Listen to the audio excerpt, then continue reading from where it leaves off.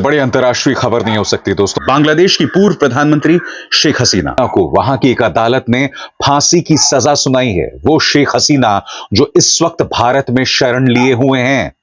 जी हां, बांग्लादेश बार बार यह अपील कर रहा है कि शेख हसीना को प्रत्यर्पित किया जाए, मगर भारत ने अभी तक उन तमाम मांगों को खारिज कर दिया है। और अब इस वक्त की सबसे बड़ी खबर, जैसे कि आप सीएनएन में देख सकते हैं, Bangladesh's ousted leader Sheikh Hasina sentenced to death after crimes against humanity conviction। सरल शब्दों में कहा जाए, मानवता के प्रति अपराध, ये आरोप और ये गुनाह साबित हुआ है। और इसी के चलते वहां की एक अदालत के 3 जजों ने एक राय में यह फैसला सुनाया कि उन्होंने मानवता के खिलाफ अपराध किया है, लिहाजा उन्हें फांसी पर चढ़ा दिया जाए। शेख हसीना, जिनके पिता मुजीबुर रहमान को उस वक्त मौत की घाट उतार दिया गया था और कम से कम 6 साल वो देश से दूर रही थीं, और आज बिल्कुल अपने पिता की तरह वो मौत का सामना कर रही हैं। सबसे पहले सरल शब्दों में मैं आपको बतलाना चाहता हूं कि अदालत ने जो फैसला सुनाया है, वो फैसला दरअसल क्या कहता है। आपके स्क्रीन पर एक एक करके वो आ रहा है। ट्राइब्यूनल ने फैसला सुनाते हुए क्या कहा। प्रधानमंत्री शेख हसीना ने मानवता के खिलाफ अपराध किया है। यह न्यायाधिकरण उन्हें दोषी पाता है। उन्होंने घातक हथियारों, हेलीकॉप्टर के उपयोग करने के आदेश जारी करके मानवता के खिलाफ अपराध किए। आरोपी प्रधानमंत्री शेख हसीना वरिष्ठ कमांडिंग पद पर थीं।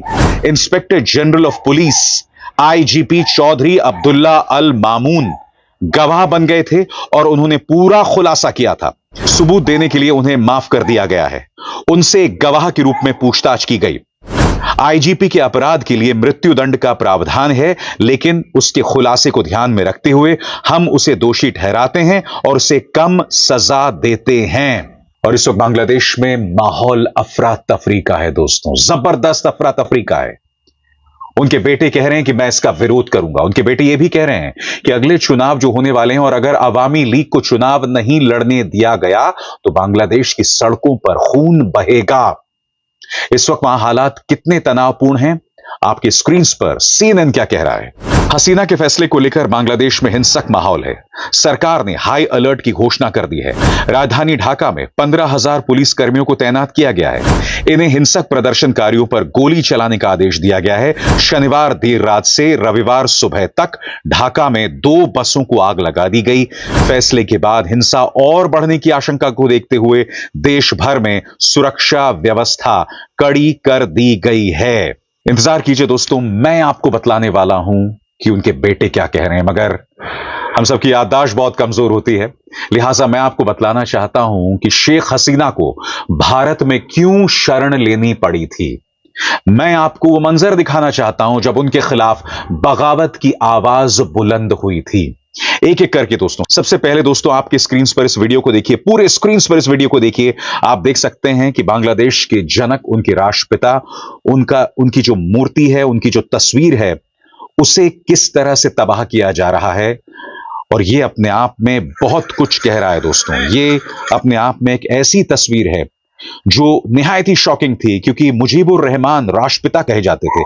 मुजीबुर रहमान वो शख्स थे, याद कीजिएगा, जब बांग्लादेश पाकिस्तान का हिस्सा हुआ करता था, यानी ईस्ट पाकिस्तान था, तब पाकिस्तानी ज्यादतियों के खिलाफ वहां पर आंदोलन हुआ था और मुजीबुर रहमान उसका चेहरा थे 1971 में। और बात यहां नहीं रुकती। जो अगला वीडियो मैं आपको दिखाने वाला हूं, यह आपको याद दिलाएगा इराक की। आपको याद होगा इराक में किस तरह से सद्दाम हुसैन की जो मूर्ति थी उसे गिरा दिया गया था क्रेन के जरिए, और यहां पर भी आप देख सकते हैं क्रेन के जरिए किस तरह से मुजीबुर रहमान की जो पूरी मूर्ति है उसे गिराया जा रहा है। यह वीडियो अपने आप में बहुत शॉकिंग है, और यह शॉकिंग इसलिए है क्योंकि मुजीबुर रहमान राष्ट्रपिता थे, Mujibur Rahman friend of India थे। और यह तस्वीर भारत के लिए भी एक बहुत ही करारा झटका है, क्योंकि शेख हसीना प्रो इंडिया मानी जाती हैं, शेख हसीना भारत समर्थक मानी जाती हैं, और अब उनकी जगह जो लोग ले रहे हैं उनकी सोच भारत विरोधी है। उनके नेतृत्व में इस वक्त, जैसे कि आप जानते हैं, जब यह पूरा प्रदर्शन हो रहा था तो बांग्लादेश के कई हिंदू मंदिरों को नुकसान पहुंचाया गया था। कई जगहों पर हिंदुओं पर भी अत्याचार हुआ था। और यह बात भारत किसी भी कीमत पर नहीं भूल सकता। अब मैं आपके सामने तीसरी तस्वीर पेश करना चाहता हूं दोस्तों। ये तीसरी तस्वीर भी एक बहुत बड़ी हकीकत थी बांग्लादेश में इस तख्तापलट की। आप देख सकते हैं लोग कितने बड़े पैमाने पर लूट खसूट कर रहे हैं।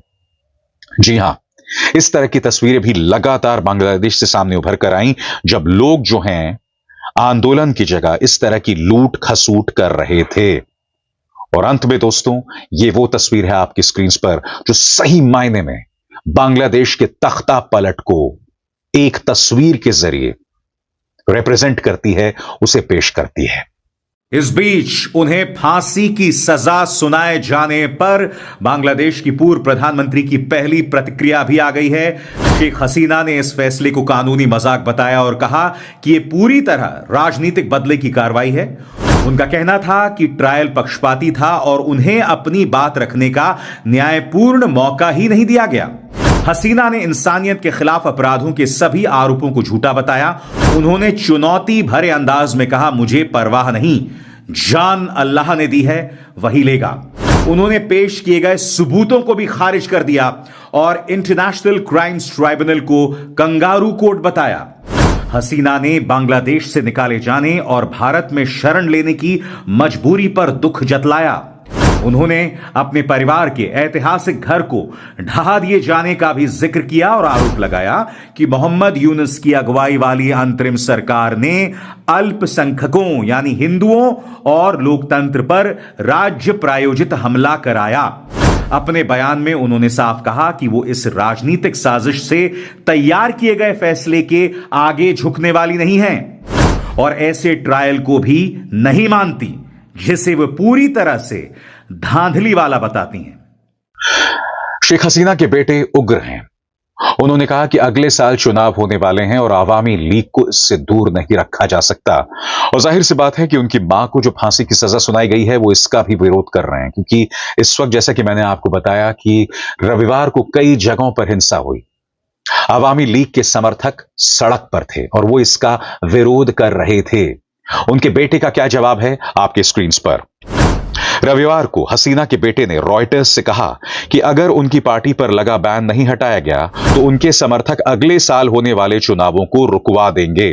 उसने चेतावनी दी है कि विरोध प्रदर्शन हिंसक भी हो सकते हैं। उन्होंने कहा, हम अवामी लीग के बिना चुनाव होने नहीं देंगे, हमारे विरोध और मजबूत होंगे और जो भी करना पड़ेगा हम करेंगे। अगर अंतर्राष्ट्रीय समुदाय ने कुछ नहीं किया तो चुनाव से पहले बांग्लादेश में हिंसा होने की पूरी संभावना है, टकराव तो होंगे ही। हसीना का राजनीति का सफर एक ऐसी कहानी है जिसमें त्रासदी भी है, निर्वासन भी और सत्ता भी, और ये सब उनके देश के इतिहास से गहराई से जुड़ा हुआ है। उनके नेतृत्व में बांग्लादेश ने काफी आर्थिक तरक्की देखी, लेकिन साथ ही उन पर भ्रष्टाचार, लोकतंत्र और कमजोर करने, तानाशाही रवैये और मानवाधिकार उल्लंघन के आरोप भी लगे। और जैसे कि मैंने कुछ देर पहले बताया, 1975 जब उनके पिता शेख मुजीबुर रहमान को फांसी चढ़ा दी जाती है, तब न सिर्फ शेख मुजीबुर रहमान, उनकी पत्नी और शेख हसीना के 3 भाइयों को भी मौत के घाट उतार दिया जाता है। तब शेख हसीना अपने परिवार के चुनिंदा सदस्यों के साथ देश छोड़कर भाग जाती हैं। लौटती हैं 1981 में, जब बांग्लादेश की जनता बाहें फैलाकर उनकी स्वागत करती है। उनका कारवां लगातार बढ़ते रहता है, मगर फिर एक ऐसा दौर आता है जब वो मानवाधिकार को कुचलने लगती हैं, जब लोगों की बात स्वीकार नहीं करती हैं, और नतीजा आपके सामने। उनके खिलाफ एक आंदोलन शुरू हुआ और फिर वो आंदोलन उनके तख्ता पलट तक पहुंच गया। गौर फरमाए दोस्तों, अब तक की जो ताजा घटनाक्रम है वो क्या है। बांग्लादेश की बर्खास्त की गई प्रधानमंत्री शेख हसीना को मौत की सजा सुनाई गई है। उन पर पिछले साल हुए छात्र प्रदर्शनों को हिंसक तौर पर दबाने और इंसानियत के खिलाफ अपराधों का दोषी पाए जाने के बाद यह फैसला आया है, जिसकी वजह से उनकी सरकार भी गिर गई थी। इंटरनेशनल क्राइम्स ट्राइब्यूनल, जो बांग्लादेश की घरेलू युद्ध अपराध अदालत है, कि 3 जजों की बेंच ने सोमवार को यह फैसला सुनाया। अदालत ने माना कि हसीना ने कानून व्यवस्था वाली एजेंसियों द्वारा की गई सैकड़ों फर्जी एनकाउंटर और गैर कानूनी हत्याओं को बढ़ावा दिया है।